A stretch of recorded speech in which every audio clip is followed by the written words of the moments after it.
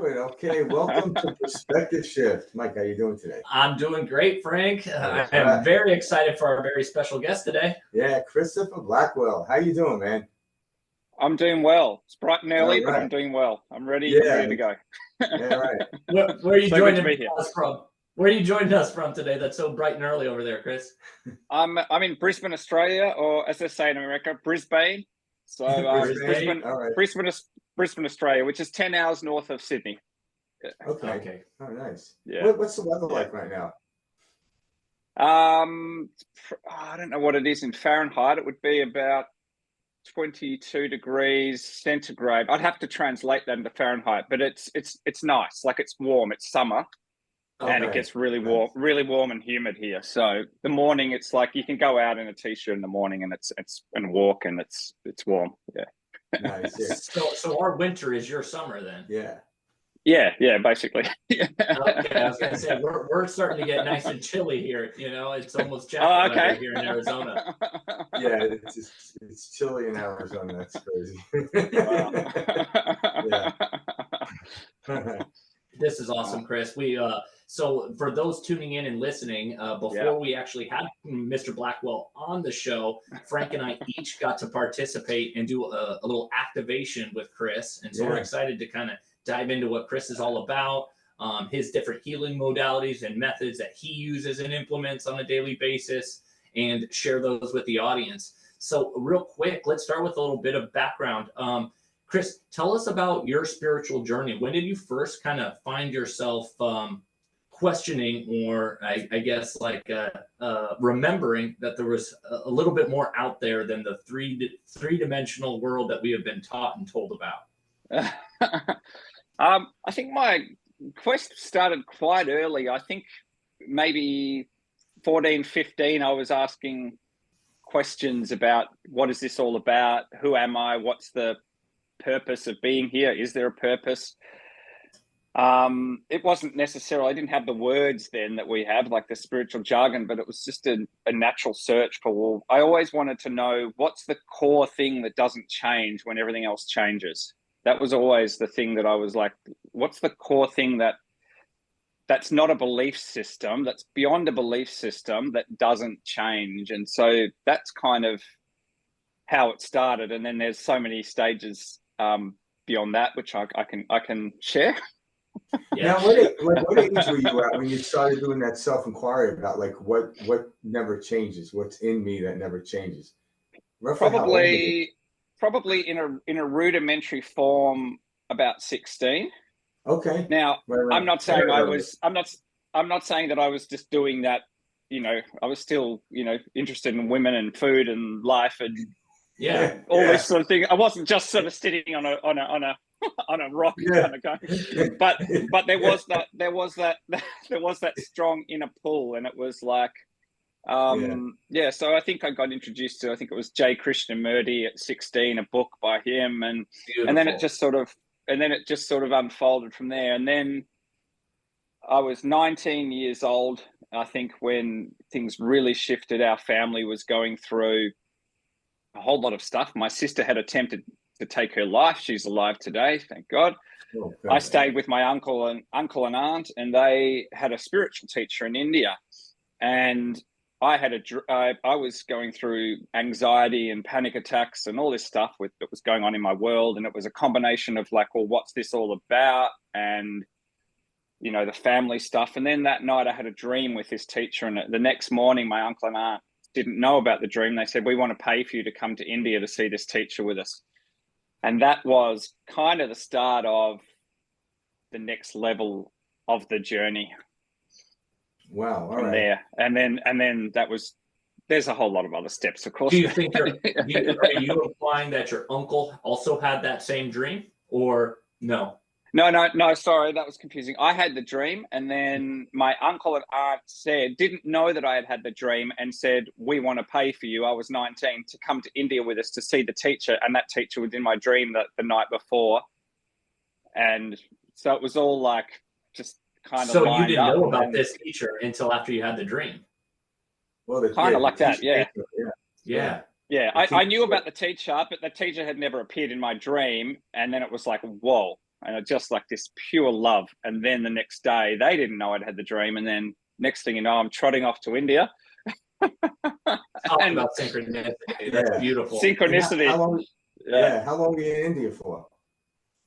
The first trip I was there 3 weeks, and I've spent 3 years of my life in India, seeing different teachers, traveling. I haven't been for 10 years, but there was just a magnetic pull to that country, you know, and just profound. The effect that it's had on me has been profound.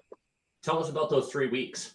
I'm excited to hear about that. I mean, because you're coming from, you know, a totally conditioned, you know, style of living, etc. You know, certain expectations, certain narratives, you know, the news, what's going on, all that, into boom, pulled out, you know, you one-on-one with your, you know, new teacher, you're with your aunt and uncle. Tell us a little bit about that.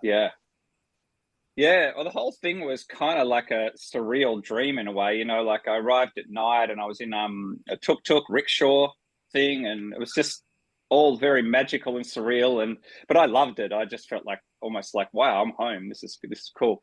And the whole process was like there's thousands and thousands of people that used to see this teacher, so it wasn't like you just go up and have a one-on-one interaction. But from the moment that I saw this particular teacher, there was just such a sense of, wow, I'm being looked after by the universe. And you know, I perceived this teacher as like an incarnation of the divine, and there are many, many incarnations of the divine, and in a sense we're all incarnations of the divine, but one who represented that energy. So for me, it was just like feeling and sensing the one that had always been there, showing me that they're here for me and guiding me. And, you know, so it was just profound, just the peace and the, I knew that this being, and I'm not just talking about the body of that teacher, but the presence that teacher represented, if you call that universal energy, knew every single detail about me and just loved me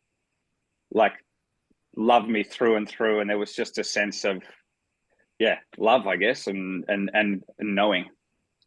And you could feel that, huh? The energy just kind of emanated off of them. Yeah. Yeah. Beautiful. Oh, just it really felt just like a hologram of love just moving around people. It didn't even feel like there was a person there. It was just like a consciousness, you know, like floating, and it was just beautiful. Yeah. Could and I don't want to get into this teacher's. Sorry? No, go ahead. I'm just going to say, I don't want to get into this is the right teacher and this is the wrong teacher, and this is, because I feel like they're all different expressions of the one, and that's why I'm not sort of, you know, going into too many details about.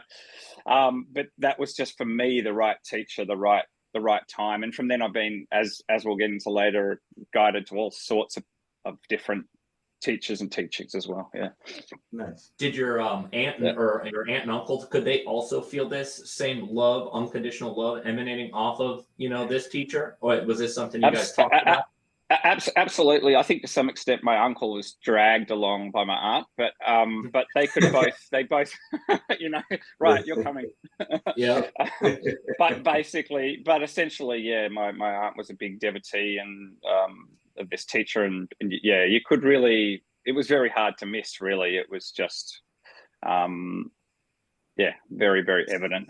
Yeah. Something like that is so cool because, like, you know, even your uncle, you know, who may not be interested in this type of outlook or, you know, seeking, etc., was still able to feel like a change of energy amongst that presence. You know what I mean? Absolutely. Like, he was fully aware, and he was just a practical businessman, and there was part of him which was just like, oh, I don't want to get, you know, too sidetracked by all this stuff, but he could still feel it, and he still knew that there was something going on there. Yeah. So he used what he could. So after the 3 weeks, you come back to Australia. Like how profound do these teachings maintain? Did they slowly dissipate? Did they remain? Because, you know, a lot of people have these questions when they go to like different type of meditation retreats, and afterwards they feel that it just drops off. How is that for you? I suppose there's two answers to that question. There was some perhaps gentle waning of the initial high and buzz, and it's like you're sort of being filled up with energy. Because I've been to India 3 times and, you know, fair chunk with that teacher. The thing for me was always, you know, Eckhart Tolle talks about connecting with the inner body. Well, for me, it's the same thing, but connecting with the I am, the sense of presence within. I was always drilling down into that. And I think it was the second trip where there came a point where it was like an internal spring opened up, that it was like, this spring is here, whether I'm in India, whether I'm in Australia, whether I'm in Bali.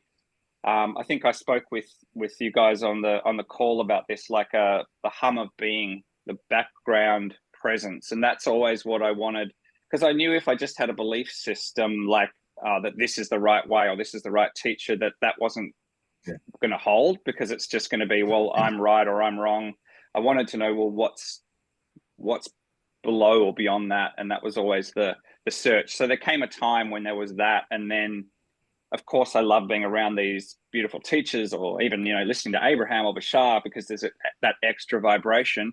But there's still, when I'm not around them, there's still now this constant background presence or hum. Yeah, because people say, because he used the term, this is a permission slip, but nonetheless, the permission slip is really for the experience to be had. So it's not to be discarded. People are like, oh, permission slip, but no, it's how we have the experience.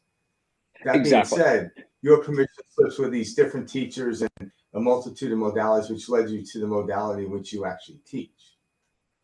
Yeah, you know, exactly. Exactly. And I think, you know, I started off, you know, with teachings that are more, I guess they call them non-duality teachings, you know, that,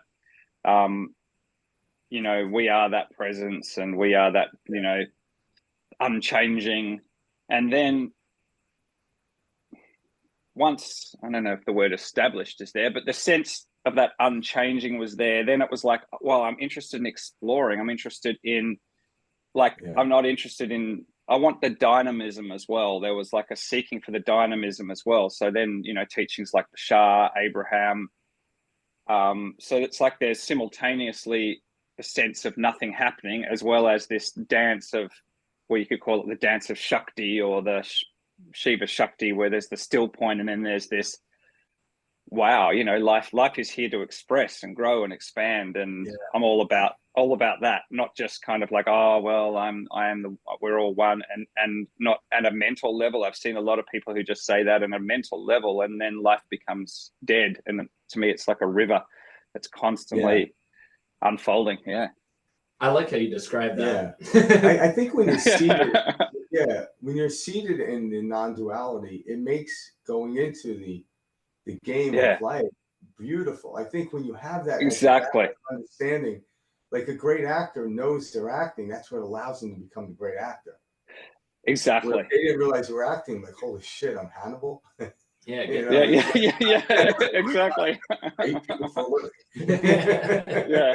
Exactly. So true. The way you explain the teachers is beautiful. So 2 questions for you. First question is, what was the teacher's name you're referring to? The teacher's name, the first teacher I had was Sai Baba. Okay. Baba. Satya Sai Baba.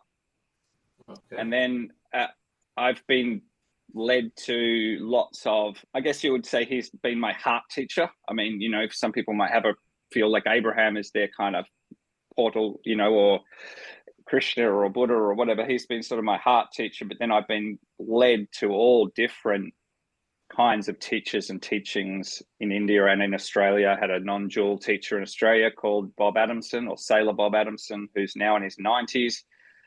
Okay. And all different teachers that I was led to at different times, either to be in their energy or to learn a process or a practice that they had that was relevant to me, or either to my own learning or my own skill set.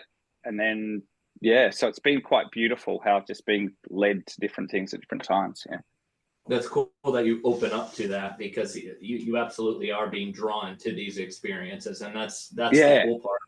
I think one of the things that I love most about what you've said so far is, so a lot of people out there, you know, and I've gone through this myself included, but it's almost as if we're searching for that one teacher who's going to give us the answer, give us the key. Everything they say is right. Yeah. You know, I just eat it up, you know, everything clicks and all of a sudden I am a light body, you know, that's that third dimensional approach, you know, a lot of people are on, you know, when they're on this path. And so what I liked about what you were saying is, and forgive me if I'm getting it wrong, but ultimately, like I've heard this kind of shared in the past, and this is why I wanted to bring it up and get your take on it. But this truth that we're talking about is only something that can be experienced by the experiencer, by the observer, by the awareness, etc. And so with that being said, there is no one person outside of us that's going to show us the truth or give us the truth, because it is just their version of the truth or their experience of the truth that we're sharing in. It is up to us to truly step into that truth, that knowing, and experience that level of kind of silence, that feeling of wholeness, that oneness, that feeling of just unconditional pure love. What is your thought on that?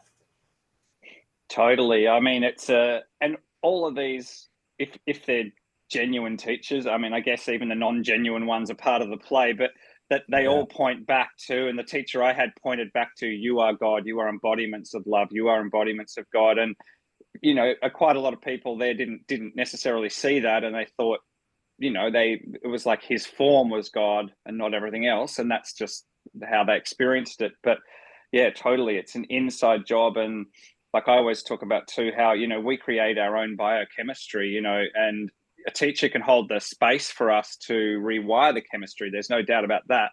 But it's an inside job in terms of, you know, when people say, oh, I was unhappy because of this. And it's like, well, you're unhappy because of whatever you're telling yourself, or because of your own connection to presence or lack of, you know, it's not so I totally agree. It's an inside job. And the teachers, whether it's Abraham or Bashar or Krishna or whoever, they just hold a space for us to wake up to that.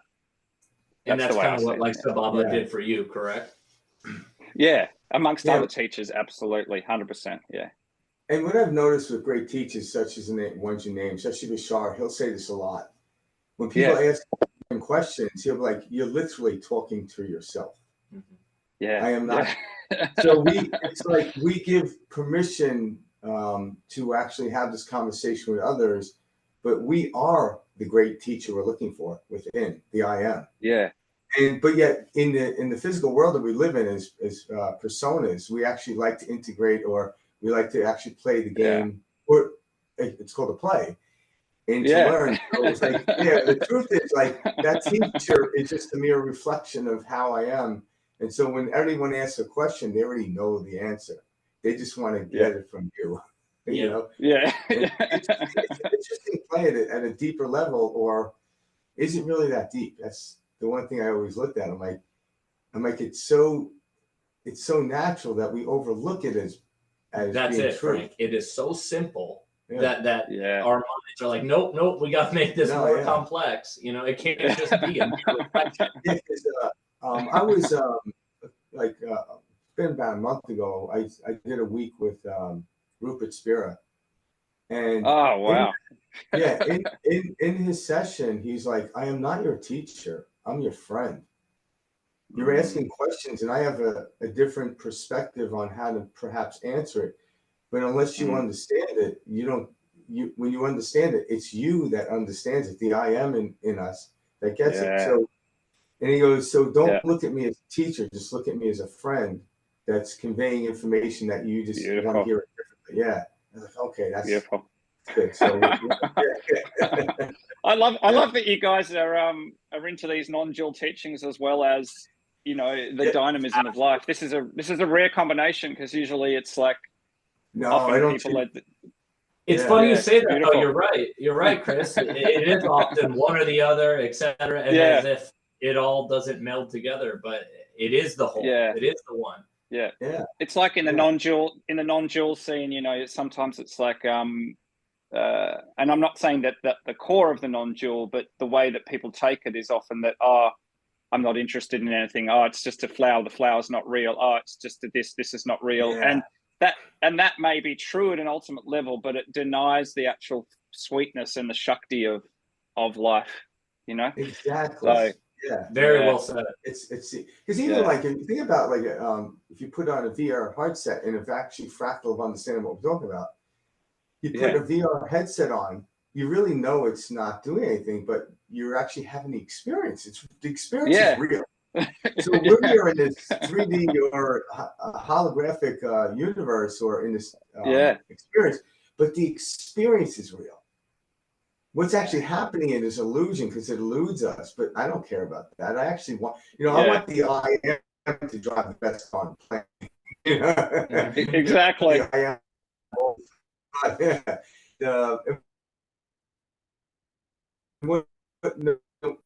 No matter what happens, the I am doesn't really hold ground in this. It does, but yeah, I feel the non-duality allows us to actually have more fun on the playground than to playground. Like, no, because if you feel it's real, totally real, then you sort of don't have as much space. But if you kind of know it's a play, then I actually, since whatever has landed for me during the non-dual teachings and everything, I actually feel like I have more interest in the play of life. Now, that may not be the experience of everyone, I don't know, but that's just how it is. Like, I have more interest. And also, it's almost like,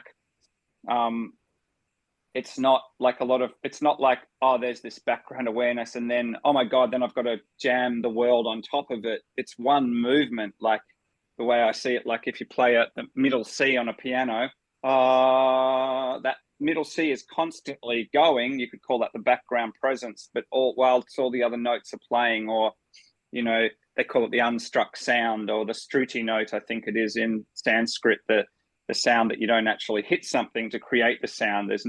It's just that background. And so it's the way I feel it is one movement or one block of reality, which includes all this amazing growth and expansion and everything. And at the same time, you could say that's not happening. It's simultaneously happening and not happening. And that's the beauty. That's the sweet spot for me.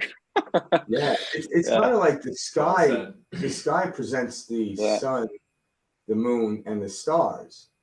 Yeah. And the sky is the background. It's like the sea, like you said, in the background. But whether the sun or the moon is out, the sky doesn't really care. But the sky presents itself in order to have these things come into the modulation of us to have this experience for this reason. And I think that's why we kind of lighten up on our experience, but then we can embellish, just like a great actor does on stage. They speak louder and overly act. Improvisation. Yeah, it's fun. It's fun. That's why we love those spontaneous, improvised moments, or those moments in movies where you hear like, oh yeah, the actor just improvised that, and it happened to be the best line or the most crucial part. And it is because it was spontaneous. Yeah. There was no pre-planning, etc. It was not created and stuffed through. It was just part of that moment. Yeah, and if you don't get it perfect on this take, we got 50 other takes, baby. Yeah, exactly. Yeah. I tell Karen that, like, if I don't get it right on this one, we got plenty more takes. Yeah, we got more, 100 more. There's a show that I love, Curb Your Enthusiasm, with Larry David, I love that show. Creator of Seinfeld, and I love that kind of humor. And I know that they just have a general layout for a scene, and then they improvise, and the characters like Leon and his wife and Jeff, they're all just brilliant. So I was gonna say they all play off each other so perfectly, and that at the essence is what's going on here. We just are so conditioned into a certain way of thinking, a linear perception, and a separateness that we don't allow ourselves to even tiptoe or explore this realm that we're talking about. We act as if it doesn't exist, or that can't be true, and so it's a lot of letting go of a lot of self-talk. Because like when he's like you said, Curb Your Enthusiasm, when Larry David gets together with all these actors, he knows at some level they're not going to get it wrong. they're just like, I wonder what's going to happen. Yeah. And it always turns out brilliant. And like, I think there are 11 seasons in, I think the 12th season's coming out, and it just keeps getting better. Like the show, So I love that. Yeah. I got to get the 12th season. Yeah. Yeah. I don't know when it's coming out. I think it's coming out soon, hopefully. So, Chris, tell us about how you got it. Have you always had this music background? Because kind of something you were just, alluding to prior to this was, this constant background hum, if you will, this noise, this forever, in the beginning there was the word. How did music, or how did sound, or how did resonance, how did that play a role in your journey? Yeah, I don't know when I think I was about 23 when the actual background hum became established. I mean, it's always there, but it became evident. But I was always into music. We had a piano when I was a kid, and Mum played, and I wasn't very disciplined, but I always, played and mucked around and sung and made up my own songs. And I think I was 13. I made up a song about going to India, not knowing that I barely even knew what India was. That's awesome. Then I ended up going there.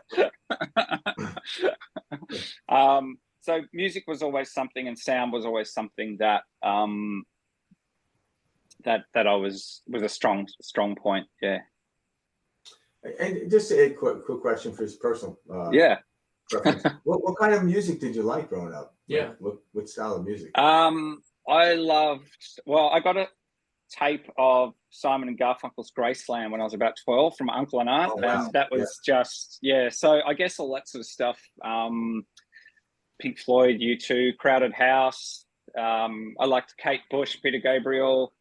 Yeah, I mean a lot of different stuff, but yeah. Nice. Yeah. All right. What about your family? What household were you raised in as far as the music genres go? Well, Dad was tone deaf. But he liked Slim Dusty and a few things like that. And Mum was into classical music, so she played the piano and played classical music. So, but it was a reasonably musical house. My sister's not really into music, but me and my mum definitely, and Mum would always sit down on the piano and yeah. Were they always very open when it came to spirituality within your household growing up, or did you mainly you grow up Christian? My dad's atheist or agnostic, but never pushes it on people. And my mum is Christian, but not evangelical or anything. But my mum actually she went to India to see this teacher before me. So even though she was Christian, she went to see an Indian teacher, which was probably pretty out there for her church members and everything. But she ended up going there before me, and then I think I went a few years later. So yeah. So she was open. She was pretty open to that sort of stuff. Yeah. Well, because I know, even a lot of Indian teachers study Christianity. Like when Yogananda came absolutely, over, he was he talked about Christ all the time from the standpoint of that. So. Yeah, that's why he took off so much. Yeah, he was very, very well versed in Christianity. Yeah, and also that's one of my favorite books, Autobiography of a Yogi. And also the teacher I had, Sai Baba, he used to celebrate Christmas and talk about Jesus and talk about how profound his life and message was. So I think in India there's a lot of openness to all the different teachers and teachings, and I think it's a Sadhguru who said this, or somebody said that, like when you go to India, there's so many different religions that every household you go to, you're praying to a different god, which was a very open place. So exactly. I think it was or different teachers or gods for whatever period of the year, like wherever you're at in that year timeline. I mean, we've been giving thanks and praise to so many different special souls, if you will, and I think that's what's so cool. I think it's mainly a Western culture type of thing to present this or that option when it comes to religion, or there can only be one right answer, anybody, looking in can see, hey, we're all talking about the same thing here. There's too many overlapping and related type of things for us not to, explore all options and put something together. And then I'm sure you've heard this, but for those listening who haven't, when they were talking about, describing God, and there was, I believe it was these five men, and they were blind, and they were all touching an elephant. And they asked, hey, describe what an elephant is. And one says, oh, he's touching the side. It's like a big, thick wall. One's touching the tusk. Oh, it's a strong, cold tusk, long. Describing these different parts of the elephant body. And at the essence, the meaning behind the story is, we're all describing the same thing. And I always thought that was the best portrayal of religion in general, which is we're all having these certain experiences of this one whole, and we're just describing it accordingly. Neither one nor the other is the end all be all absolute. So well said. My way is the only way. Yeah, exactly. Yeah, right, so beautiful. And I think different temperaments too, have a different, some people want a teacher who's more somber or more, some people are drawn to a teacher who's more playful just because of their own temperament or whatever they need at the time, so. And that's honestly the point of perspective shift, Chris, is exactly what you just said, which is we're trying to bring in, all these different teachers, such as yourself, light workers, etc., who we're all describing the same thing. We're all talking about consciousness. There is no one right, one wrong, etc., one better than the other. And that's kind of the point of this show, which is, hey, let's showcase all of these different individuals, modalities, methods, and show people, hey, we're all talking about that same one space. And that same space is something only you are going to be able to discover and experience and find on your own. Yeah, that's beautiful. I think it's amazing what you guys are doing. And so glad I found you guys. And thank God you found us. Likewise, I can't wait to talk about your special guest. So going back to sound a little bit, keep going with where you were at with your journey, because I know sound, music, that played a big role, in what you do today. Yeah. So as I said, so I always had a sort of ear for sound. I'd always have tunes going through my head for a young age. So sound was something I naturally would pick up. And even with accents and things, I'd sort of just pick up an accent and then could sort of hear it and repeat it. So it was all this very auditory and all that sort of thing. And then with this, process of digging deep into what's that unchanging presence in the background, as I said, that background sound woke up. It woke up's not even the right word, got revealed. It was always there. And so all the work that I do in my work that's always at the background. So I'm working with sound, and there's physical sound, but in the background is that unchanging sound, which is not like as we're talking now, the sound is like an overlay, if you like, whereas this sound is in the fabric of all the elements: earth, fire, space, water, air. It's like even a truck going past. It's like the fan. It's in the physical elements, but it's also in the space, in the molecules. So that's kind of the background, is that presence, that presence, that hum. Yeah. Yes. So that would what we consider to be energy. So energy, like when you look at energy, you mean like dark matter, like people are in the dark about the understanding what's there. But even in the dark matter, there's still something going on energy-wise. They measure it, but yet it doesn't emit much light like we used to, like from the stars and the sun. Well, the sun is a star, but that background is the actual background noise, or like you would say, the screen that allowed the modulation of the movie to show its scenery. Without that, there's nothing. So without that, it's almost like without the bass player in a band, you don't got anything going. Sitting down and but no one notices the bass player. Yeah. But if he walked up stage, the drummer would be lost. Everybody would have been lost. Exactly. Good Exactly. analogy. Exactly. There's a book that I just was reminded of, which was amazing. You guys may have read, called Proof of Heaven. No.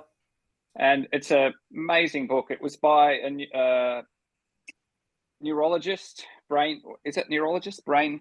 Works with the brain. Yeah, neurologist. And he was an absolute atheist, and then had a near-death experience. And the part of his brain that, you know how the argument is that, oh, well, it's the brain dying that creates all these experiences and all this stuff. But that he knew later on, after he came back, that part of his brain had been completely destroyed. It was completely not functioning. And he had these experiences, and he had this guide, and the guide took him to the void. And he said, out of the void was coming the sound Om. And so in his book, he refers to God as Om. And this is previously an atheist. And so he now goes and talks about this universal energy. And so, it's a beautiful book, Proof of Heaven. Yeah, I've heard that. Not from that person, but I've heard that before. Like, you think of words like God, Allah, they're all in there. It's kind of, all those words are right in that that sound. I also heard something about Yahweh, which is like your lips don't touch. There's something about that, and it's like it's an open mouth, just like one Yahweh, and there's no, like, you don't actually need to separate. I thought that was kind of cool, but the whole Allah, God, Om, all of that. Yeah, there is something. Yeah, it's a sound, and we made it into what we consider a word. Mm-hmm. Yeah. Amen, Amen, Shalom. Yeah. All these frequencies, vibrations. Yeah, and I use R a lot because I in the work I do, because it's the first of the syllables of Om, as you know. And R is like bringing things into creation. It's like that primal sound, and as you can see in all the other ways that the R sound is used, Allah, all that sort of thing. So Okay. Now, for out there, they're going to be getting into this broadcast, and a lot of them feel like they're stuck somehow. I think it's what people are searching for, something. So, within the actual understanding of sound, frequency, vibration, what does this do to the physical body to create a resonance to where it unleashes or unlocks certain things that we already knew about ourselves? What is your experience with that, and how, and I believe this is kind of the modality which you help people open up to let go of old unwanted beliefs that are holding them back? Like, how does that all work? Like, how does a guitar work, so to speak? How does this instrument work, coming from sound into the human body? Yeah, absolutely. Well, I mean, quite a simple question for you, Chris. Quite a simple question. Just a second. Let me get back. Let me get back to you on that one. I'll talk to my people. But truly, we're excited to hear your take on this. Totally. Well, I'm not an expert on the science, but I do know that, the organs have been measured and they've all got frequency, and, different aspects of the body system have got frequency. And, the ancient texts all talk about the body being, vibration or sound in some form, that it's made up of sound. And that's the way I see the whole human body and energy field is, it's electromagnetic, but it's sound and electricity. And the way I see it is that when we have a block, which is caused by, a belief system, a trauma, and then a belief system that comes out of that, or a pattern of thought that we keep thinking, as Abraham would say, that the energy gets locked up. And then the way I would experience that is that the sound of the body would change. So, when people say I'm humming, I just feel like I'm humming. Well, they probably are literally humming, as in their body is humming, and one way I look at that is thought, word, and deed are aligned, or they're in alignment. There's no resistance. They're humming. When there's a blockage in the body, the way I experience it is, and it may be just a temporary blockage, an emotional blockage, or whatever, is that it's like an engine that's having trouble starting, like, and so that's what I hear in the I guess the inner space, you would call it, is that. And then when it's flowing, the energy is, And also different parts of the body, like the higher parts of the body and the subtle glands, like the pituitary and the pineal, are like a higher pitch. That's how I experience. And the middle parts of the body are like middle pitch sounds and lower. But definitely the sound comes in, usually the way I see it is, and meets that frequency where the block is and kind of works on it and then pulls it up. So helps it to untangle and pulls it up. That's the way I feel and experience it, is it actually goes in, unlocks where the block is, and then helps you to, because you're not going into a story with sound, you're just actually working with directly with the energy, then it has a chance to lift that energy. So it's kind of like how one tuning fork will influence another tuning fork over time. Yeah. That's pretty wild. I should have used that example. No, your example was actually more practical because that's what people want to know. So it's almost as if you are bringing that out of tune feature in someone into tune and into the resonance at which, from the point at which you're starting. Correct? Exactly. So say the block is at the pitch of and you're aiming for then you basically go in.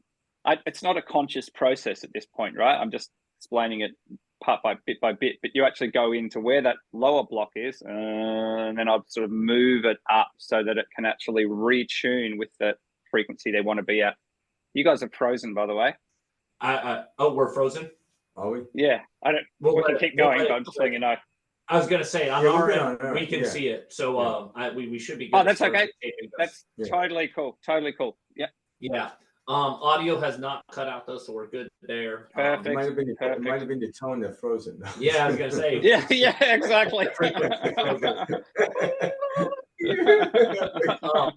So, for those listening, Frank and I had the pleasure of working with Chris one-on-one prior to having Christopher Blackwell on this show, and I know the exact feeling you're talking about. It's almost like this pop and pull towards a matching a certain frequency, and you can actually physically feel it too within. You can actually feel the vibration, the frequency, the change. So that's something that I just found fascinating when I was working with you one-on-one, Chris, is you actually feel what's going on, as if that tuning is being lifted up like you're talking about, and you can feel when it connects too, because it's like this tingling overdrive of sensation of a hum, of a and you feel this vibratory effect on the actual physical body, which I thought was so cool. Yeah, it's so awesome, and it's also your receptivity to feel it as well. You know what I mean? You have to have both the wires. You have to have, like, you could be around Rupert Spira, but you've got to be receptive to it. You can be around sound, but you've got to be receptive to it. You can be, so it's the combination of that receptivity and the sound. Yeah. Well, and another thing, us being electromagnetic beings and us being electric, etc. One way that I've heard it described in the past that I thought was just brilliant and fascinating was how, in order to increase energy or output or flow or increase that energy, you have to remove resistance. And I believe this is like Jose Silva. Yeah, he was the guy who worked on like radios and stuff like that, and then he started teaching like hypnosis and the Silva method and all that. But one of the things he always talked about was, it's in the removing of resistance that we create more energy.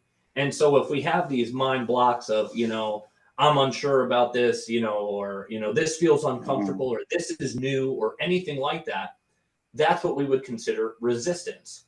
And it's hard to achieve these levels that we're reaching for when we have this level of resistance. Have you noticed that in your work? I'm sure, with each and every person, but there's a certain level of resistance that keeps us from popping, if you will. Do you want to talk about that?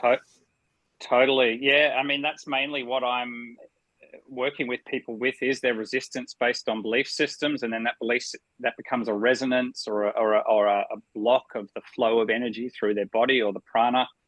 And, as you know, I work mainly with businesses, not exclusively, but primarily with abundance and business and money flow. And, you know, after doing a session, that's when people say, oh, I got 5 clients the next day, booking out of the blue, or, you know, money came back from here. That's a common one with people, is that all of a sudden they receive money out of the blue, or they receive a key meeting with someone that's important for their work, or someone gifts them something, because all of a sudden their field is open to receiving, whereas before it was filled with those resistant energies which were pushing it away. So that's basically what we're doing, is helping people get into a vibrational and an emotional state where there is less resistance. And then when there's less resistance, it's just automatic. I mean, you still have to take inspired action steps. I'm not saying you just lie on the couch and go, I'm waiting for the universe to deliver something to me.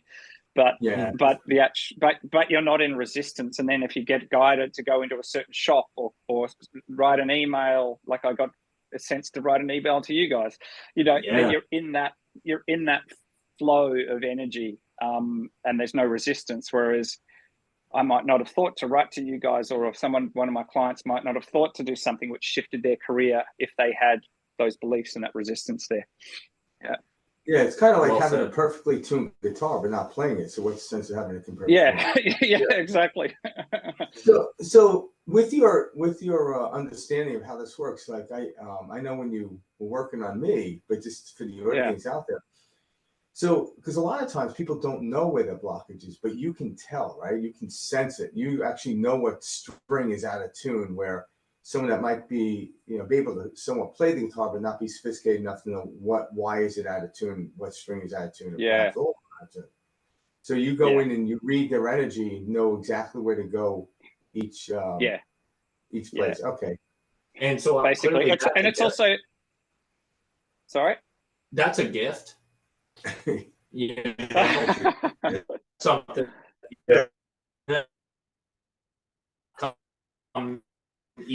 easily, or to most people right off the if I had that gift, but tell us about that. Like, when did you first started noticing, hey, I can tell when people are off, or I can tell when something's out of tune or out of whack? Like, how did you get into that? It started off in a very rudimentary form when I was young, and I remember, I don't know why, I had an image of my parents saying, we're going to visit these people. And I picked up on their general energy field or emotional body, if you want, before I met them. And then I just started noticing when I would meet people that people would talk about, that I would sort of already know, not every detail or what color hair they had or anything like that, but I would know the overall pattern of their almost personality, but energy, you know, like if they were warm, or if there was a coolness, or if they were open, or I'm going to get along really well with these people. Like I knew I'd get along well with you guys before, because it's like evident, you know. So I just feel my field, feel the person's field that I'm going to connect with, and go, oh, cool, you know. So that happened, but I didn't know the word energy field back then. It was just something that happened, and it kind of just evolved from there. But I think it's like just to give people an example, it's like what I'm doing on the inner level. People are hearing this all the time. Like if you talk to someone and they're not doing well, their voice goes down. How are you? I don't know if you guys can still hear me, but how are you? Can you repeat that? I'm sorry, you were out just for a second, so I want people to hear. This is really important. Yeah, this is at the detail. You're doing. This is the detail. So what I was saying is that in everyday life, you can sort of hear, even through people's tone of voice, what's going on with people. So if you say to me, Chris, I'm having a really bad day, how are you going? And I go, not very well. The tone of voice goes down. I'm not doing very well. How am I doing? Amazing. You know, it's a different pitch. So what I'm doing is hearing the inner space of that. So without them physically saying those words, I'm hearing the tone of what's going on in their field. And then you can go into different layers within that. So say you had a chord with piano with 7 notes, like 3 of them might be humming, but one of them is just, so I'm working, okay, so how can we bring that one back into harmony? Gotcha. God. See, what you're describing, you did it perfectly, by the way, by putting it into your own words. is often so difficult to describe. You know, this was just truly a gift that you've been able to experience, you know, since, you know, as long as you can remember thus far. And you know, it's something, you know, I can pick up on this. I've sensed this. It aligns. It's accurate when I interact with people, but you know, I can't, you know, explain it.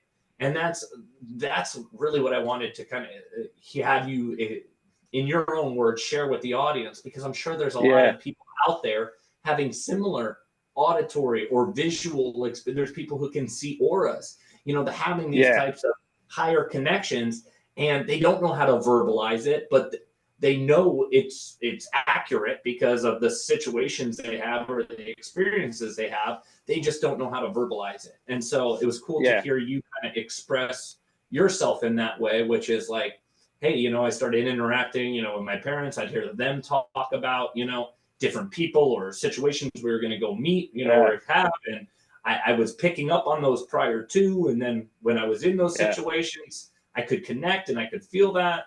And so I just kind of like to kind of paint that picture for those who might be having a similar experience, you know, listening in right now.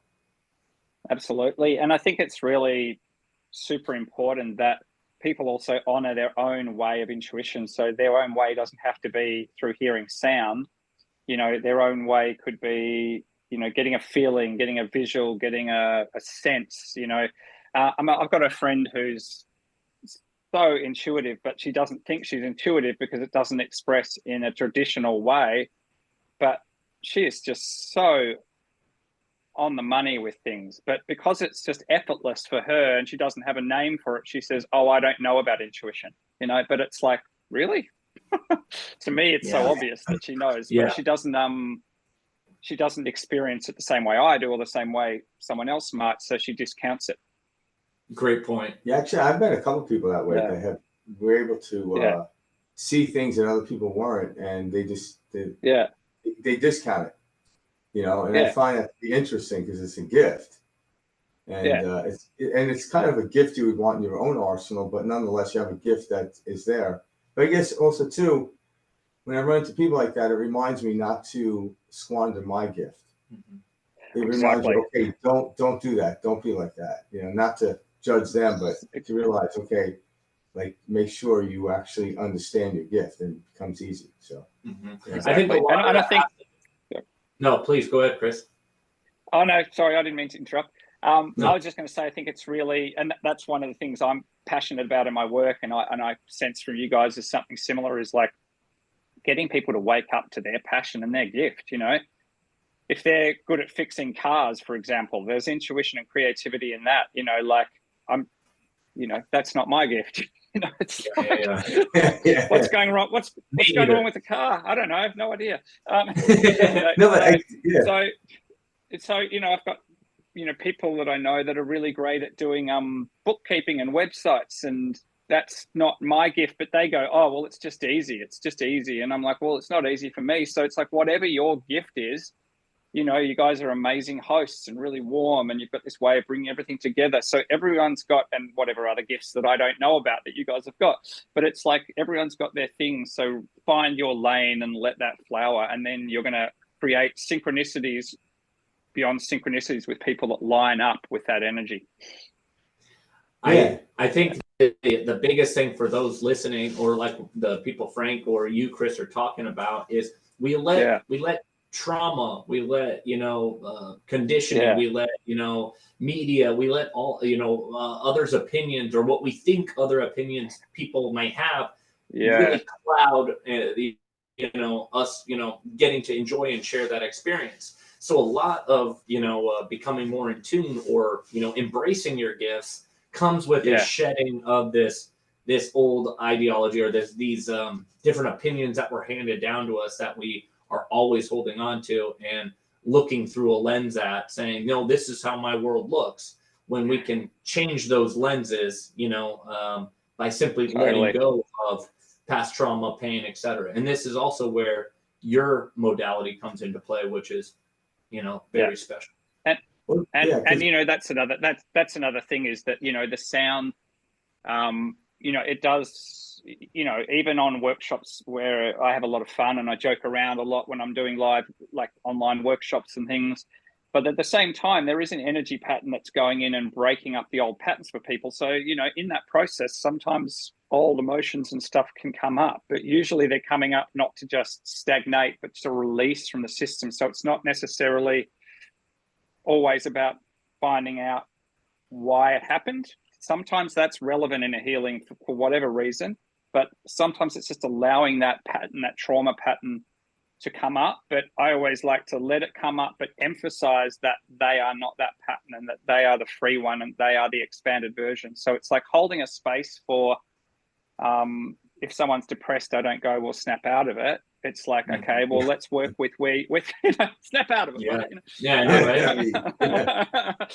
But working with that energy and making that okay. It's like bringing a warm hug to whatever you're experiencing, and from the place of a warm hug and deep embrace, where can we go from here? Like, okay, now that you've embraced it, you're not in resistance. Now that you've accepted the current belief system that you have running, you're not in resistance. Now we can genuinely choose. But if we're at war with what we're experiencing, then we can't choose, because all our energy is in fighting our current experience. Gosh, yeah. Well said. Well, and we also know that music is a universal language. Like, absolutely, totally. That's, everyone, doesn't matter where they're from, will recognize the beauty of that song, and they can feel it, even if they don't. Even if they don't understand the lyrics that are being spoken. That's just a beautiful thing about opera. I have no idea what they're saying in Italian. Okay, I don't speak Italian. Did you say opera? When an opera singer is singing, whether it's male or female, it doesn't matter. I don't know. Understand what they're saying, and just kind of like with you, you're actually tailoring this to the individual person you're dealing with.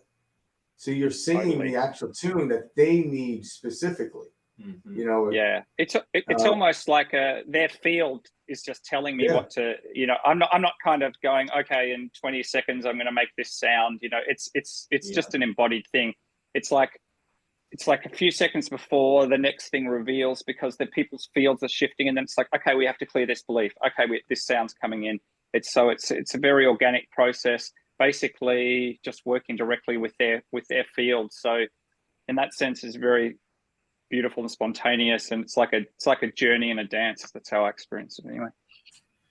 Yeah, and so can I ask you, when you say you mostly work with businesses and money, obviously, and do you do this because most people on this planet are focused more on that, or what made you go in that direction? Yeah, I wasn't originally working with money at all. In fact, probably I had the conditioning that, I shouldn't be working with money and all that sort of thing. And so I came from background, I'd work with people with emotional things, traumas, patterns they wanted to clear, maybe relationship patterns. And then about 6 years ago, I found myself living in a backpackers with about $20 to my name. I couldn't pay rent where I was. And thinking, oh my God, I've got these gifts, and what's happening with my money? I've got no money. So I was like, shit. So I made this decision then that I was going to work out, well, what's going on in my system? What am I telling myself? What needs to happen for me to actually attract clients and money and actually work that area of my life out? Because it was like all these other areas, I sort of already had joy and all that sort of thing that was covered. Joy, tick. Yeah. So I just, so I made a decision, and then about 3 months after that, I did so much in meditation, listening to Bashar, listening to Abraham, downloading, getting my own techniques to work with, which are in the activations, which I'll talk about later. But and then a few months later, I got $40,000 given to me out of the blue, and I thought, okay, this obviously is working. There you go. So, and then it just became, and then I would just work with clients. And even when I wasn't working on their money, they would tell me, oh, after your session, a hamper arrived at the door after the session, or money came in, or I got clients the next day.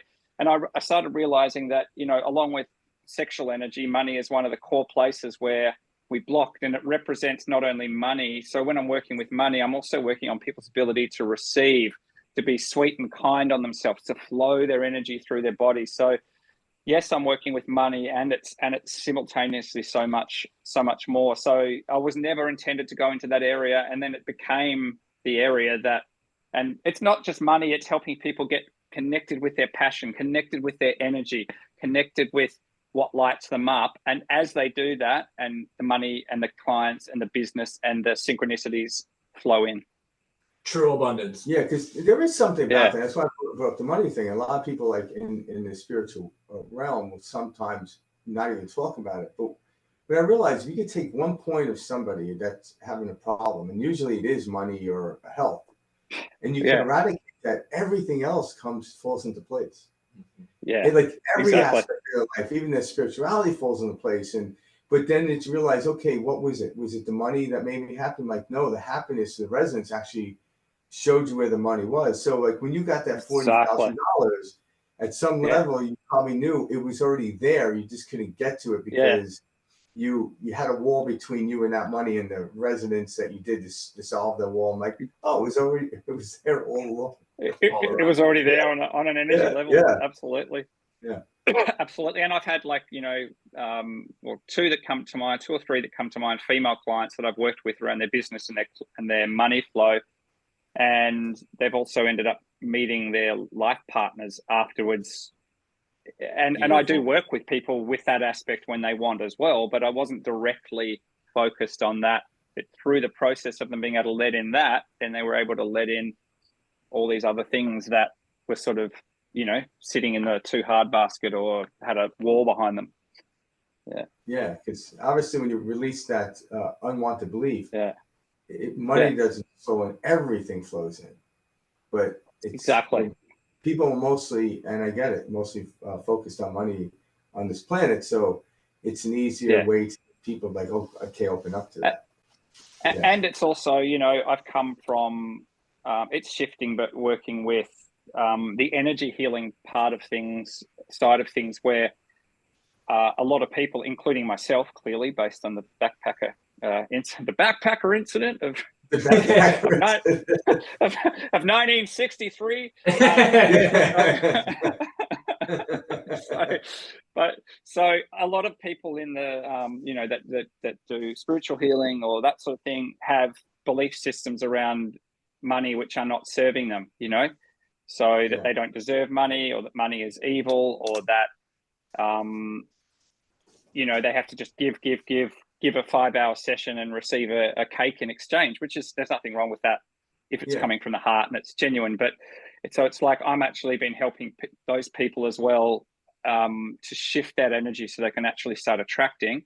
And now I'm also working with a lot of clients who already have a reasonable knowledge of business, but they just want to go to their next level. So I've worked with people that have had $20 to their name, as well as millionaires who just want to go to the next level. So one lady who already had a really powerful business, she worked with me one-on-one and also in some group settings and activations, and her business quadrupled, and she had to employ a sales team to come in to actually deal with demand. And that was because she was open to energetic stuff. Because she'd shifted her energy, all of a sudden more stuff was able to just come in with ease. So for me, it's about taking people from wherever they are and helping them to get to their next ceiling, whatever that is, emotionally, financially, joyally, is that a word? Whatever that is. We know what you mean. We know what you mean. Yeah. So very much joy, very much joy. That was a perfect synthesis of what you do, though. Just in general, for those listening, which is, it is an abundance activation. It's learning and remembering, what is out there. The sky's the limit. You truly are limitless as an individual. Let Christopher, help you activate this. Yeah, and I want to share my I did a 15-minute session with you. Yep. And I remember at the end, it's like, hey, if anything pops up, email me. And within 3 days of our session, and this is funny because, I don't know how it is in Australia, but I got a letter from the Arizona State Revenue Service. And the first word in there was congratulations. Now, revenue services, this doesn't happen. Revenue services in the United States do not congratulate you, by the way. I thought I was going to jail. Congratulations. Congratulations. And it literally, I'm going to word this. It was put this way. It's like, because I was always up to date with paying my taxes, I'm going to get a check for $750. This is literally 3 days after. I've never heard of anything like No, I didn't. I hopefully me neither. Yeah. Especially out here. Like, it literally said congratulations, exclamation point. I'm like, I thought this was right. Then I'm like, no, it's from the Arizona State Revenue Service. I thought they wanted money from me. I'm like, oh, they want to give me money? Okay, it's them. I'm cool with that. And I'm like, right on. So, for those listening, that I love it. Yeah. I love it. Not only the money, but congratulations. Yeah. It seems to be the way it is, that people tell me that, they got money back from the tax department out of the blue. One lady she had horses, and she sold a guy a horse, and the guy wasn't paying, and it was worth $25,000. And then after one of the sessions, all of a sudden he's contacted her, saying he's going to pay the money. So it just seems to be like they're all potentials out there, and because of the way people are shifting their own consciousness, their own vibration, all of a sudden it's like there's an easy flow for life to just go, here's a gift, here's a gift, here's a gift, here's a gift, here's a new business partner, here's someone for you to collaborate with who's going to take your business to the next level. These things all of a sudden drop in because of the lack of resistance. You're almost like the receivable part of a business. Like, a lot of businesses have money out there that they can't receive. Yeah, it's owed to them, but somehow it's not coming to them. But when you get somebody who come in there and start actually acting on the receivables, they start to up their ante. That's why a lot of businesses always have to borrow money, because it's not that they're broke. Well, they are broke because the money's not in their account, but they're owned the money. So you're able to open that funnel up to let that money be received. Yeah. I love that. Or energy, I should say, because money's just a representation of energy. But totally. Yeah. All right, Chris. So I've got to share with you now what's happened to me in the last week since we've had a session. I've been waiting to tell you this. I did not write in. I didn't, because I was like, I'm going to bring it up live on the show, raw and uncut. But I called Frank about this, and I was chatting with him over the weekend. So we met last weekend. I did a session with you approximately about, just over a week ago, maybe 8-9 days ago. So in this time, in the last 8-9 days, for those listening, they know I work in real estate. I work in real estate, Chris. I'm not sure if you're aware of that. No, I didn't know. Wow. Yeah, so that's kind of my profession, when I'm not in the booth with Frank here. But I don't know what to say other than absolutely I can support everything that happened during our session. And what I mean by that is, in the last 8 days, I have put 6 different properties under contract and into escrow. And for those listening who don't know much about real estate, 6 properties is generally, an average agent will sell, between 6 and 10 properties a year. And so for me to put 6 homes under contract in less than a week after meeting with you, Chris, is, I don't even know how to explain the level of synchronicity and amazing, just amazement that I had over the process. I called Frank and I'm like, dude, what is happening? I'm like, it's like hopping up left and right for me here. You and I had a beautiful session, Chris, and truly I could feel it, I could sense it. And I've also gone back to it because I had the chance, to re-listen, etc. Yeah. And he gave me that ability. I can personally vouch. It was almost as if like the gifts could not stop coming to me. In fact, I was so blown away by what was happening. I was just sitting there in awe going, oh my God, I can't wait to share this with Chris. This is beautiful. Like, I'm just watching my business flourish. And it's been 1 week, and I'm seeing this type of activity. And it's very uncommon. The only thing I can trace it back to, if I try to, put a linear perspective on it, is this activation that I have with you, Chris. And so for those tuning in, I can promise you, from a personal experience, as well as Frank, there is absolutely an opening of this gratitude, of this abundance, of this just absolute wholeness that's out there. And that's what you're tapping into. That's what you're tuning into. That's what you're allowing to pop and realize for so many others. So I have nothing but great things to share about my experience with you, Chris. And it was honestly mind-blowing to see what has happened over the course of the last 8-9 days. Yeah. Mind-blowing. Wow. I'm just so appreciative. And it's like, it's also, as I say, that's your receptivity to letting that in. But like that's the sort of thing that I love, is the co-creations, the things that manifest for people energetically, emotionally, and in their lives. Like just to see things pop. That's the leading edge. That's what's exciting for me. So I'm so happy for you. Amazing. You are so no, absolutely. You are so talented, and the experience was great. And I go back to it. I was sharing this with my girlfriend Kayla.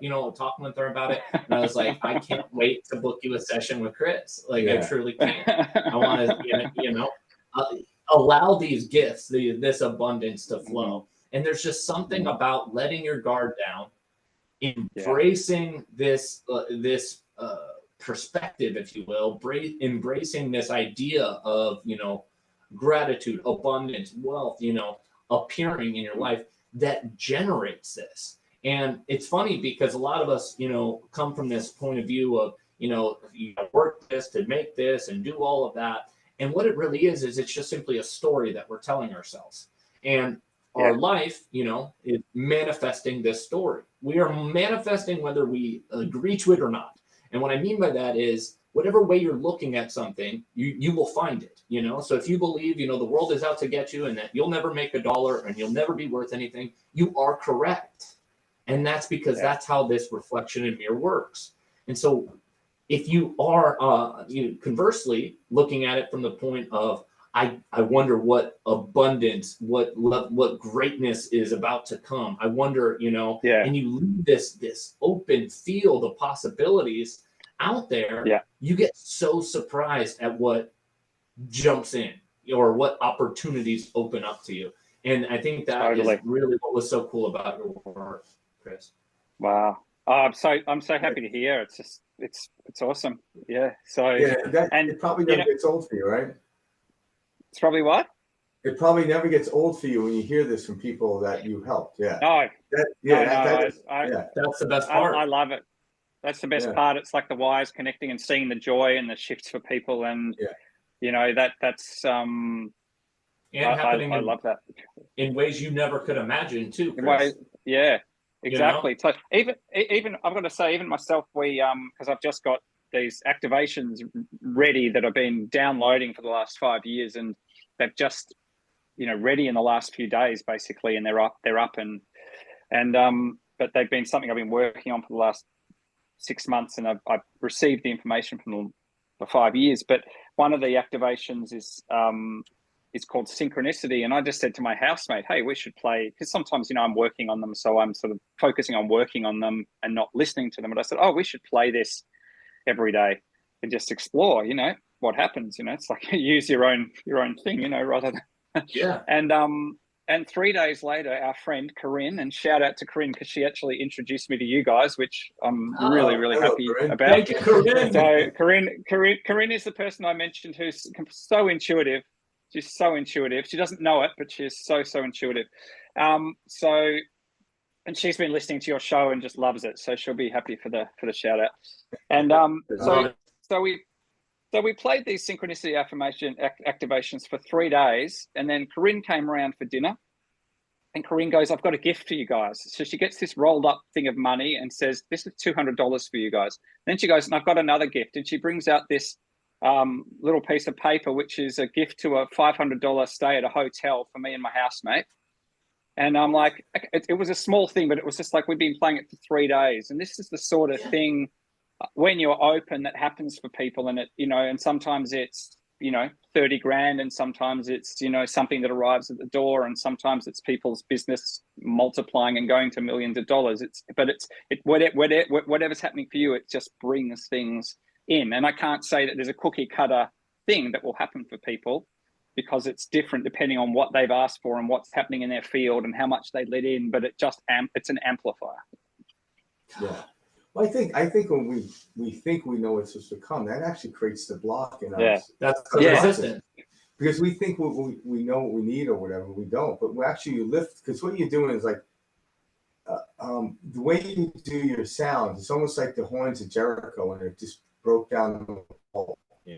And the wall crumbled. The wall crumbled. They saw everything that was hidden behind the wall.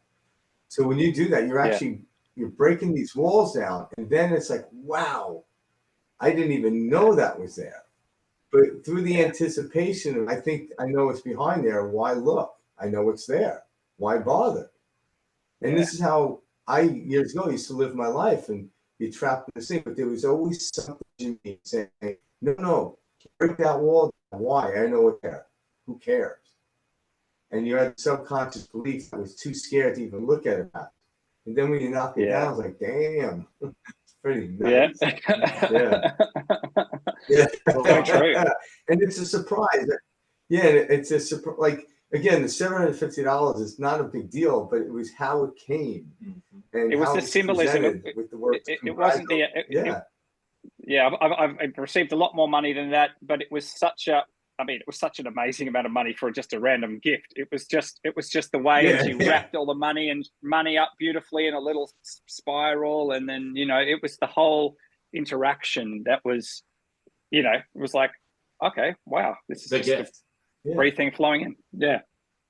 Gosh, that is so cool. So that is one of the newest things you're developing that you'll plan on releasing soon. Then it's actually up now. So it's up. Okay. It's ready, and as I said to you guys, I've got a discount code if any of your viewers want to buy it. But I'm happy to share now or later about it as well. Yeah. No, absolutely, and I do have that written down. So I wanted us to kind of sit around playing charades with your friends. We're going to be doing this. So this is the magnetic attraction system that you were referring to, then. Yeah. This was absolutely okay. Great. Yeah. And then what is the discount code? And we're going to put this into our link into our description of the video and all that. But what is the discount code for those listening? So the discount code is magnetic10. So it gives you 10% off any of the packages, whether you buy the complete kit or whether you buy individual bundle. It gives you 10% off. Yeah. So magnetic 10. Magnetic 10. Yeah. Perfect. All right. Perfect. Okay. Sweet. Yeah. And so, are you able to give us a little example of like how this activation works and what you do? Are you willing to do something on air with us? I'll do a live one and see what comes, and we'll just go for it. We'll do a spontaneous one. How about that? Let's do it. Yeah, I'm excited. Let's do that. I think that could be fun for those listening. Exactly. Kind of get into a meditative state, or get into a nice, calm, collected state. Relax. Totally. If you got headphones, put them in. But this is a way for us to get a little sound healing and a little magnetic activation of abundance with Christopher Blackwell directly. So I'm excited. So you want to start just by guiding us, Chris? I'll guide you, and I feel like I'm going to ask some questions too. So you guys can either stay in meditation or say them out loud, and your audience can, unless they're at work, they probably can't, but they can say it out loud or they can say the answers in their head. So I'll do a bit of a combination of questions which open up a space and sound, and we'll just see whatever else I'm guided to. Maybe there'll be an energy clearing. I don't know. We'll just see. It's different every time. So, okay. So we just close our eyes and take a couple of deep breaths in and out. And I want you to connect to your power center in the solar plexus chakra above the belly button, below the ribs. And I want you to connect with the energy of the sun in there. And I want you to feel your power, your energy, your brilliance, your light as that sun just opens and expands.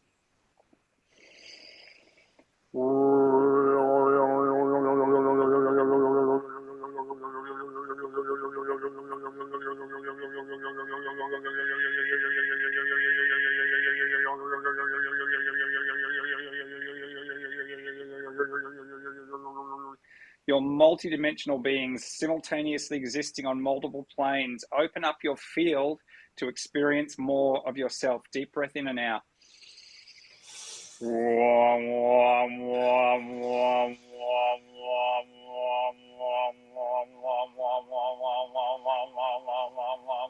Now a deep breath in and a yawn on the out breath, or a sound, whatever you prefer. Deep breath in.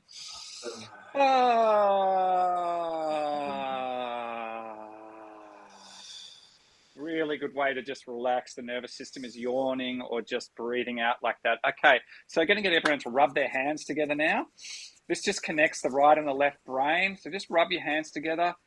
And now clapping your hands. Beautiful. Now rubbing your hands together again. We're activating the life force. Now clapping the hands. Beautiful. Now taking a big, deep breath in and holding the breath at the crown of the head. 2, 3, 4, and breathe out. Beautiful. Now I want everyone, you can either say these out loud or you can say them internally. I want you to complete this sentence out loud. I am now ready to experience ... And it can be anything. More joy, more flow,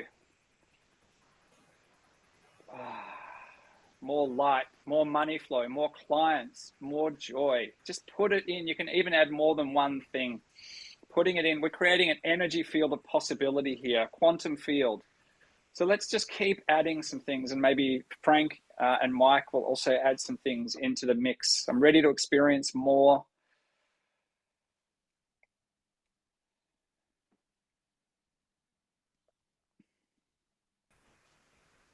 More power, more energy, more connection to the more love, more openness. Yeah, love it. Yeah. More of a feeling of fullness and joy in the belly. Just allow it. There's no wrong answer here. I'm ready to experience more harmonious relationships. Yeah, more new experiences. Beautiful. More allowing. Just keep more allowing. Beautiful. More softness, more softening in my system. More synchronicity. More synchronicity. Yeah, let's amplify the synchronicities 1,000-fold now. I'm going to do a sound, and we're going to imagine that sun is expanding joyously, humorously and joyously in every direction. You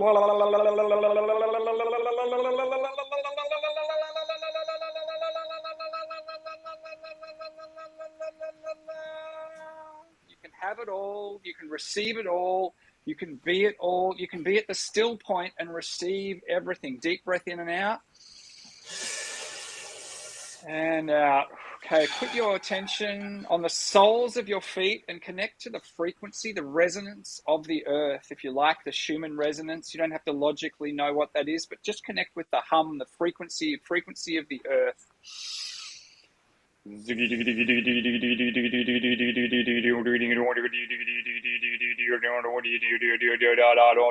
going to bring codes into your system now, energy codes for manifestation and for grounding and anchoring your energy in the base chakra so that you can manifest. The base chakra needs to be full and strong and open so you can manifest.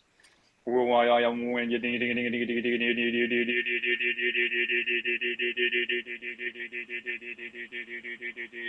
Now move up to the heart chakra and just sweetly breathe into the heart chakra. Just receiving.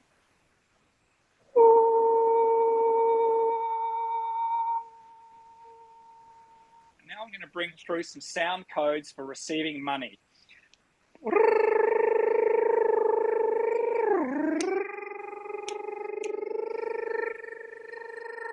Sound codes for joy.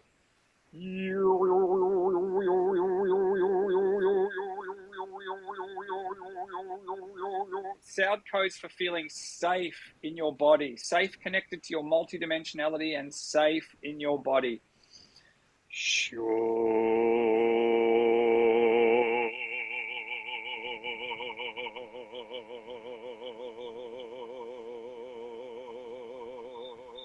Now I want you to imagine a beautiful rainbow vibrational bridge. And I want you to notice that on that bridge is written the words next step or my next step. This is your next step emotionally, energetically, perhaps for your business, perhaps with regards to clients and money flow, relationships. And I want you to tune in to and connect to Is there a word or a feeling or a sense of what is your next step to go to your next place vibrationally, energetically, in your business, with your clients? What is your next step? Is it investing in yourself? Is it meditating every day? Is it walking in nature? Is it creating a business plan? Is it whatever that next step feels like it is for you? Feel and connect to your next step.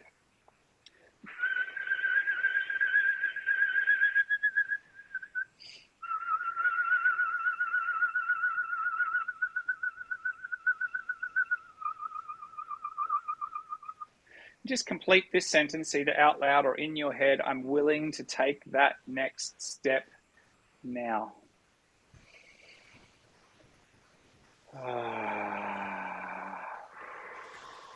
Just some slow breaths in and out as we just anchor this energy and this codes through our field, through every layer of our aura, through our cells, through our DNA.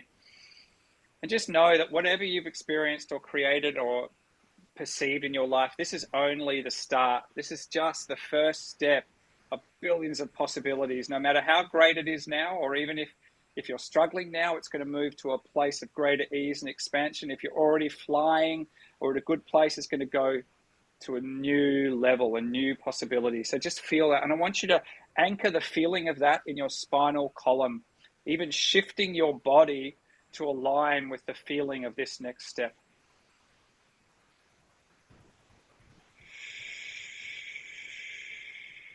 And I want to send some blessings not only and healing not only to Frank and Mike, but also to all of the listeners, that whatever they're experiencing, if they're going through stuff, that they experience peace and joy, that if they're already experiencing joy, that expands, their businesses expand, their relationships become more harmonious, or they attract the right person, or they deepen the connection they're in. So I'm just sending this light out, this healing light out to everyone. And the more we all focus on that light spreading throughout this field, the more it expands.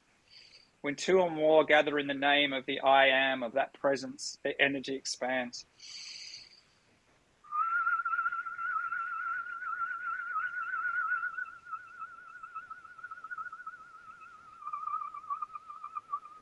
And I'm going to go to Frank now, and I'm going to get him to complete this sentence. What I am ready to experience now in the quantum field is, and just complete that with whatever comes, Frank. More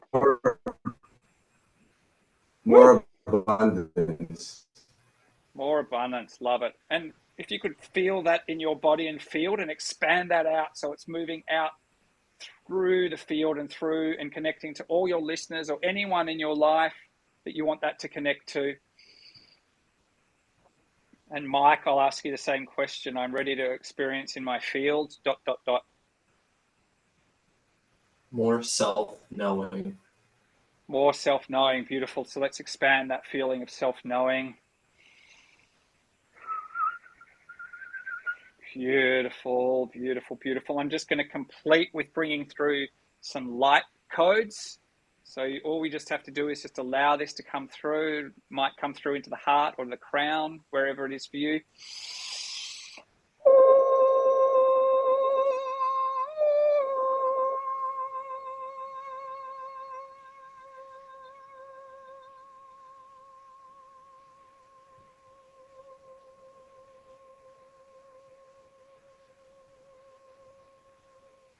And just some words are coming through. It's almost like a feeling of these beautiful beings around, and they're just saying, all is well, all is well. You don't know how much you're all loved. All is well. Drink in this wellness. Know that you are whole. Know that you are complete. Know how powerful you are.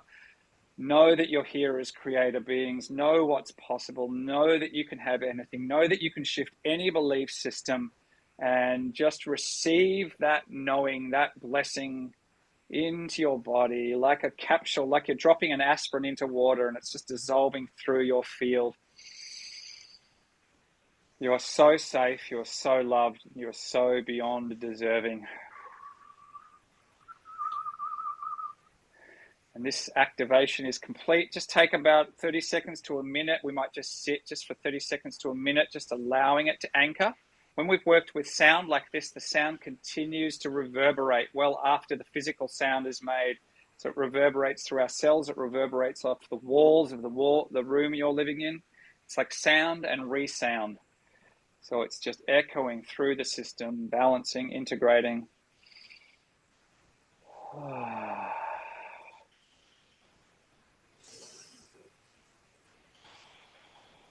And just in your own time, you can slowly, we probably could sit here for 10 minutes easily, but it might not work for a podcast. Slowly coming back in your own time. Well done. Oh, wow. That was absolutely wonderful. It was a journey. It's funny to say journey. That's exactly what I experienced. It's like I don't want to open my eyes. I was getting the best visuals during that. And, it reminds me of this. I did this sound healing session in Sedona with this gentleman who was a monk for like 8, 9, 10 years. And he used his voice not exactly. He used his voice very similarly to how you do. And he would go over different energy centers within the body, and he would have that and vocal tuning that you can feel it. Like I could connect to it. I could feel my vibration connect to it. That was beautiful.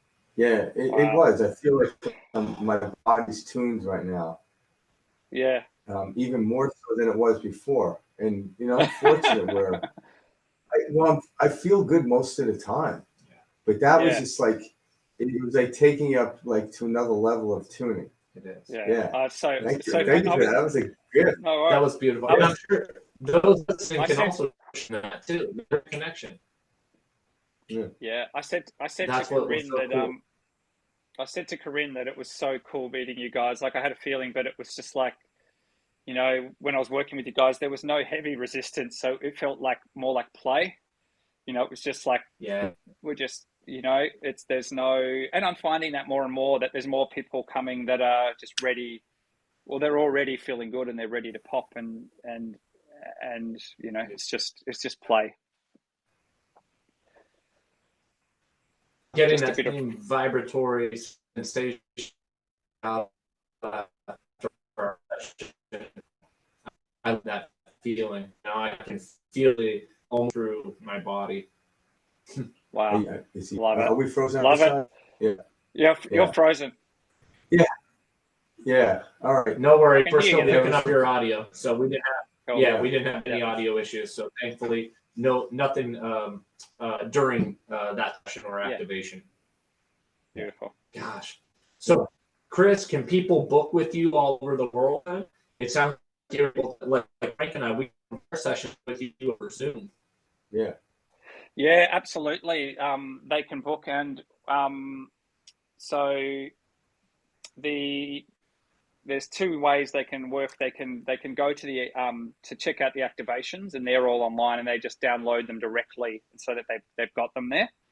And as I said, they're all about attracting and bringing in clients. So it's shifting. There's one track, for example, called Clearing the Imprint of Invisibility.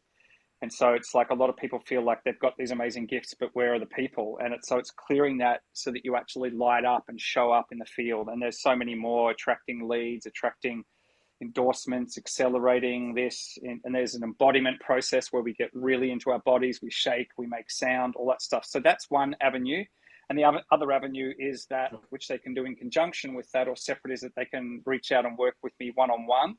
And I have a process which is available. I'm not sure whether I've shared a link with you. I'll have to check, which is where I work out I scan people to find out where their money and business energy leaks are. And I've created a process called the grid process. So that's a free call. And then from there, if they just want to take that, they can take that, the advice and the strategies I give in that, and if they choose to, they can decide whether they want to work with me. But I can give you guys more details on how people can reach out also to work with me one-on-one or through the activations as well. So where can others go to get you? Yeah, so I have to find the URL for that. I thought I had that with me, and I just realized they can go to I'll have to find that. Okay. Is there a way that you guys can put that in? Put that in if I email you straight after? Yeah, we'll put it. Yep. Put it underneath the description. Yeah, that way we have a way to click to find you, a way to access the discount code offered, and a way to access your material as well. Exactly. I'll write the client attractions one. Or you've already got the link to that, don't you? Yep, we've got the link to that one. I do have that one. That one is cool. ChristopherBlackwell.com/AU magnetic client attraction. Right. So I'll send a link for them to have a clarity call, and they can talk about what aligns and what they need support with, and I'll send that through to you after this. That sounds perfect. Chris, thank you so much for taking the time today. Yeah, that was a great experience. And, and this is going to be a treat for us, all right? And I'm going to get on with I want to do another session with you. So I'm going to book one with. I'm sure our social media manager will reach out to you, Caleb. I'm going to get her a session with you as well. Yeah, no problem. And you guys, maybe also can connect to you guys or your listeners through Facebook. That's the other thing. Okay, all right. So I'm Christopher. Anything else? YouTube? Not really YouTube. I'm on Facebook and Instagram. So Facebook is Christopher Blackwell. You'll see me with a sound bowl in the picture. And then on YouTube, on Instagram, I'm Christopher_Blackwell. That's Insta. Sorry, I should have written Facebook on the thing above. So no, you're good. Instagram is Christopher__Blackwell. Yeah. So perfect. Yeah. Wow. Perfect. Thank you so much for taking the time to your gift to the world, and most importantly, jump on and actually give us like real live example. Share Frank and I can feel Frank's energy. That was truly special. Seriously though. Wow. Beautiful work, Chris, and we're honored to have you on the show, and we can't wait to have you back. Yeah, you're a blessing. I would love to come back. I love you guys. I love your energy, and perhaps one day I'll do a tour of America and I'll visit you guys. That would be amazing as well. Oh yeah, absolutely. Yeah. And if you're in Australia, place to stay in Arizona. Amazing. Be amazing. We'll see you soon. We can watch We'll watch Curb Your Enthusiasm together. Thanks, guys. Yes. Great to see you, Chris. Same. Likewise.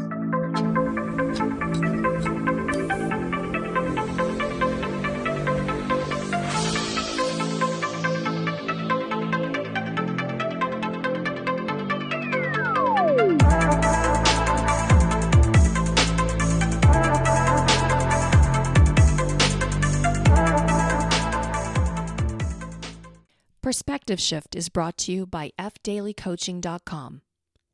If you're seeking assistance to help navigate you through a difficult time or feel challenged to reach your full potential, Frank Daly can guide you to a perspective that will allow you to utilize your imagination and experience a more fulfilling and satisfying life.